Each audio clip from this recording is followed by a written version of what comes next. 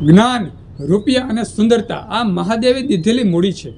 જ્યારે પણ મહાદેવ આ ત્રણ વસ્તુ આપે ત્યારે અભિમાન ન કરવું, મહાદેવનો આભાર માની અને સદા તેના ગુણગાન ગાતા રહેવા.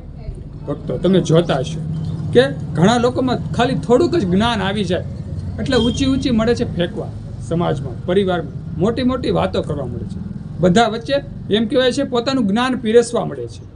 આવું ન થવું જોઈએ. જ્યારે પણ આપણા જીવનમાં જ્ઞાન આવે, થોડુંક જ જ્ઞાન આવે કે વધારે જ્ઞાન આવે કે એમ કહેવાય સંપૂર્ણ જ્ઞાન આવી જાય, જોકે સંપૂર્ણ જ્ઞાન તો કોઈનામાં આવતું જ નથી, કારણ કે આ જ્ઞાન છે તે અખૂટ ભંડાર છે.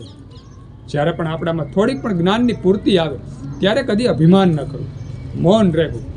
આપણે જ્યારે કુટુંબ પરિવારમાં બેઠા હોય અથવા એમ કહેવાય કે સાધુ સંતો વચ્ચે બેઠા હોય, કોઈ જ્ઞાનીજનને વચ્ચે બેઠા હોય ત્યારે એમ કહેવાય કે અતિશય જ્ઞાન પીરસવા ન મળવું. જ્યારે પણ આપણે વધુ પડતું બોલીએ છીએ, કોઈ જ્ઞાની વ્યક્તિ વચ્ચે આપણે વધારે પડતું બોલીએ છીએ ત્યારે એમ કહેવાય છે આપણે જ્ઞાનનું અભિમાન દેખાય છે. ક્યારે પણ જ્ઞાનનું અભિમાન ન કરવું, હંમેશા મૌન રહેવું. બીજું છે રૂપિયા. જ્યારે પણ રૂપિયા આવે છે, કોઈ પણ વ્યક્તિના જીવનમાં જ્યારે રૂપિયા આવે છે ત્યારે અભિમાન આવી જાય છે. તે રૂપિયા મળે છે દેખાડવા. સામાન્ય ખાલી વસ્તુ ખરીદી હોય, ખાલી ગાડી ખરીદી હોય, સામાન્ય ટુ વ્હીલ ખરીદી હોય તો દેખાદેખી કરવા મળે છે. કોઈ પણ વ્યક્તિ આડોશ પાડોશમાં અથવા સગા સંબંધીને તે દેખાડવા જાય છે અને આમ અભિમાને પેટે તે વાહન ચલાવવા મળે છે. મકાન લીધું હોય તો પણ અભિમાન પેટે બધાને કહેવા મળે છે કે મેં આ લીધું, મેં આ લીધું. ઘરેણાં લીધા હોય તો પણ આમ દેખાવ કરે છે, મેં જો આ સોનું પહેર્યું છે, મેં જો આ સોનું પહેર્યું છે. સામાન્ય ઘડિયાળ લીધી હોય તો પણ બધાને દેખાડે છે અને એમ કહેવાય છે કે પોતાનો એક અભિમાન દર્શાવે છે. સમાજમાં, પરિવારમાં, સગા વહાલામાં પોતાનો એમ કે અભિમાન દર્શાવે છે, પૈસાનો પ્રભાવ દેખાડે છે. આવું કદી ન થવું જોઈએ. આ એક પાપ છે. ભગવાન મહાદેવ ખીજાય છે જ્યારે આપણે ધનના એમ કે અધિપતિ બનવા મળીએ છીએ, આપણા ઘરમાં, આપણા જીવનમાં ધન આવવા મળે છે અને જ્યારે આપણે અભિમાનને પોષીએ છીએ ત્યારે ભગવાન મહાદેવ ખીજાય છે અને આપણને દુઃખ દરિદ્રતા આપે છે. તો હંમેશા જ્યારે પણ રૂપિયા આવે ત્યારે કદી અભિમાન ન કરવું, તેને જીરવી રાખવું, હંમેશા મૂડી સાચવી લેવી અને ભગવાન મહાદેવનો આભાર માનવો. જ્ઞાન, રૂપિયા અને છેલ્લું છે સુંદરતા. સૌથી વધારે કોઈને અભિમાન આવતું હોય ને તો તે સુંદરતામાં છે. ખાસ કરી અને સ્ત્રીઓમાં. પુરુષોમાં તો અભિમાન હોય જ છે, પણ સ્ત્રીઓમાં વધારે સુંદરતાનું અભિમાન હોય છે. કારણ કે એમ કહેવાય કે સુંદરતાનું વધારે મહત્ત્વ હોય તો સ્ત્રીઓમાં છે.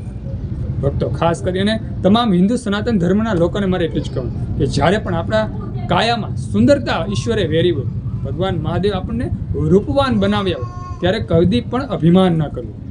ઘણા વ્યક્તિ એવા હોય છે કે કુટુંબ, પરિવારમાં, સમાજમાં અથવા આડોશ પાડોશમાં પોતે એમ કહેવાય કે સજી ઠજીને જાય છે.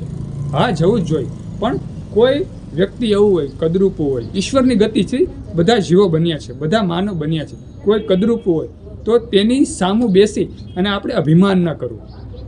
કાંઈક આપણે છીએ તેવો ઈગો ન રાખવો, પાપને પોષવું નહીં. ભલે ગમે તેવો માનવ હોય, ભગવાન મહાદેવે જ બનાવ્યા છે. કાળો હોય, ગોરો હોય, અથવા એમ કહેવાય કે અમુક અંગ પણ ન હોય એવા પણ માનવીઓ આ ધરતી ઉપર, આ ધરા પર જોવા મળે છે.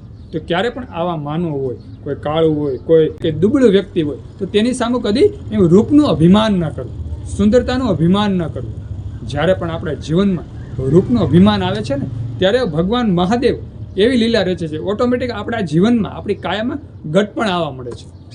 આપણું પાપ જ્યારે એમ કહેવાય કે ઉફાળા ચડી જાય છે, વધી જાય છે, ત્યારે ભગવાન મહાદેવ એવા આશીર્વાદ આપણને આપે છે, એવા એમ કહેવાય કે શ્રાપિત આપણને કરી દે છે કે આપણે હંમેશા દુઃખી થઈ જાય છે, આપણી કાયામાં રોગ આવવા મળે છે. તો ક્યારે પણ આ કાયાનું, આ સુંદરતાનું ક્યારે અભિમાન ન કરવું જોઈએ. ભગવાન મહાદેવની દીધેલી મૂડી જ છે રૂપ, સુંદરતા. તે ભગવાન મહાદેવે દીધેલી મૂડી કહેવાય. અને ઈશ્વરની કૃપાથી જ આપણને સૌંદર્ય પ્રાપ્ત થાય છે, આપણને ધન પ્રાપ્ત થાય છે, આપણને જ્ઞાન પ્રાપ્ત થાય છે. આ બધું છે ને તે ઈશ્વરની કૃપાથી જ પ્રાપ્ત થાય છે. જ્યારે પણ આવી કૃપા આપણી પર વરસી હોય, આ ત્રણમાંથી એક પણ ગુણ આપણામાં હોય, આવું તત્વ આપણામાં હોય, ત્યારે કદી પણ અભિમાન ન કરો. હંમેશા ભગવાન શિવજીની કૃપા સમજવી, ઈશ્વરની કૃપા સમજવી અને સદાય નિરંતર તેનો આભાર માનો. હે ભગવાન મહાદેવ, તમે જે દીધું છે તે હું તમારો આભારી છું અને હંમેશા હું આનો સદઉપયોગ કરીશ, ક્યારે હું ગેરઉપયોગ નહીં કરું. આવા ભગવાનને આપણે એમ કહેવાય કે યાચના કરવી જોઈએ. તો તો હંમેશા ઈશ્વર આપણા રૂપમાં, આપણા ધનમાં, આપણા જ્ઞાનમાં વધારો કરે છે અને એમ કહેવાય છે આપણું જીવન સુખમય બનાવે છે. તો સુંદર આ વાત ગમી હોય તો વિડીયોમાં લાઈક આપજો, કમેન્ટમાં હર હર મહાદેવ હર ઓમ નમઃ શિવાય લખજો અને આ વિડીયો બીજા હિન્દુ સનાતન ધર્મના લોકોને શેર કરી દેજો.